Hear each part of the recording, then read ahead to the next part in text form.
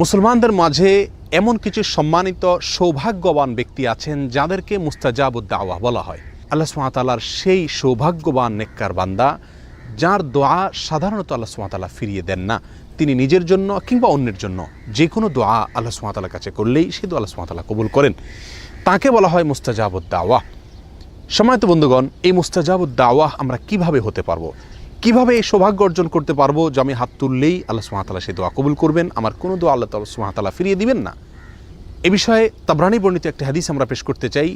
Senior সাহাবী সাদ ইবনে আবি ওয়াক্কাস রাদিয়াল্লাহু তাআলা আনহু তিনি একবার নবী সাল্লাল্লাহু আলাইহি ওয়াসাল্লামের কাছে আহ্বান করলেন, দরখাস্ত করলেন, ইয়া রাসূলুল্লাহ, আপনি আল্লাহর কাছে আমার জন্য দোয়া করুন, আমি যেন মুস্তাজাবুদ দাওয়া হতে পারি।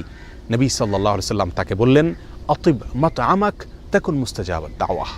সাদ, তুমি তোমার খাদ্যকে হালাল রাখবে, পবিত্র রাখবে, পরিচ্ছন্ন রাখবে হারাম এবং হারামের লেশ থেকে, তাহলে তুমি মুস্তাজাবুদ দাওয়া হতে পারবে। তাবরানী বর্ণিত হাদিসটিকে মুহাদ্দিসিনের কেউ কেউ যায়িফ বললেও এই বিষয়ে আরও বহু বিশুদ্ধ হাদিস বর্ণিত রয়েছে। সহিহ মুসলিমের এক হাদিসে নবী সাল্লাল্লাহু আলাইহি ওয়াসাল্লাম ইরশাদ করেছেন যে একজন ব্যক্তি অনেক সময় দুর্গম পথ পাড়ি দিয়ে অনেক দূর দূরান্ত থেকে মক্কায় আসেন, ধুলায় মলিন অবস্থায়, চুল এলোমেলো অবস্থায়, ক্লান্তি এবং সকল কষ্টকে উপেক্ষা করে তিনি এসে আল্লাহর দরবারে হাত তুলেন, দোয়া করেন মক্কায় এসে, বাইতুল্লাহ এসে, এবং তার চাওয়াগুলোকে পেশ করে থাকেন এবং এমনভাবে চান যেন আল্লাহ তাআলা তার দোয়া কবুল করবেনই করবেন। নবী সাল্লাল্লাহু আলাইহি ওয়াসাল্লাম বলেন, আন্না ইউস্তাজাবু লাহ, সে ব্যক্তির দোয়া কিভাবে কবুল হবে এটা কিভাবে কল্পনা করা যেতে পারে? কারণ সে ব্যক্তির দেহ গঠিত হয়েছে হারাম দিয়ে, তার যে সম্পদ তিনি গড়ে তুলেছেন সেগুলোর পিছনে হারাম উপার্জন রয়েছে, হারামের ভূমিকা রয়েছে।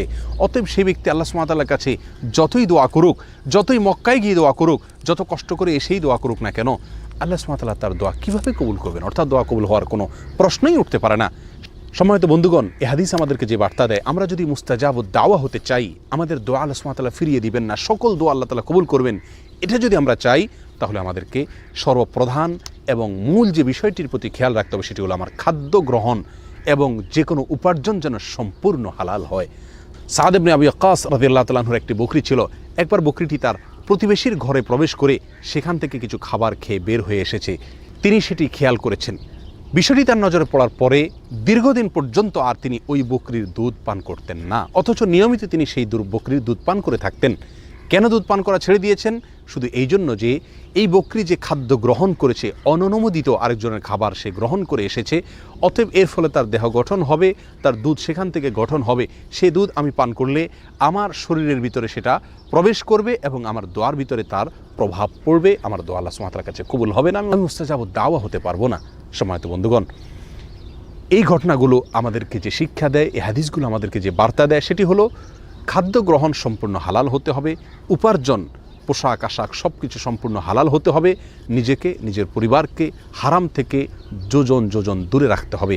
আজকাল দিনের অনেক বিষয়কে আমরা প্র্যাকটিস করি, কিন্তু উপার্জনের হালাল হওয়ার বিষয়টিকে পরিপূর্ণভাবে, পুঙ্খানুপুঙ্খভাবে, সন্দেহ থেকেও দূরে থেকে পিওর হালাল ইনকাম, হালাল উপার্জন গ্রহণ করা, হারামকে বর্জন করার মানসিকতা আজ আমাদের মধ্যে অনেক কম।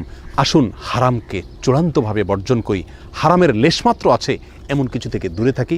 আল্লাহ সুবহানাহু ওয়া তাআলা আমাদের সমস্ত দোয়া কবুল করবেন, আমরা মুস্তাজাবুদ দাওয়া হতে পারবো। আল্লাহ তাআলা আমাদের সকলকে সে মর্যাদার অধিকারী হওয়ার তৌফিক দান করুন। আসসালামু আলাইকুম ওয়া রাহমাতুল্লাহি ওয়া বারাকাতুহু।